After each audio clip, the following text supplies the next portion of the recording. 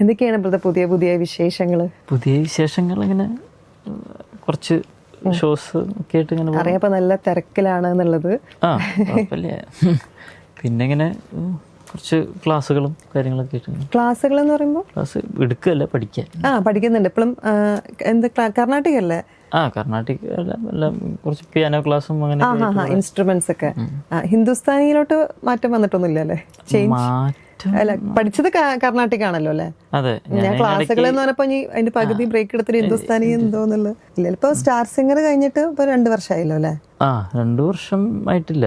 ഒക്ടോബറിലായിരുന്നു, കഴിഞ്ഞ ഒക്ടോബറിലായിരുന്നു finale. October 20 തോന്നുന്നു. 1 വർഷം.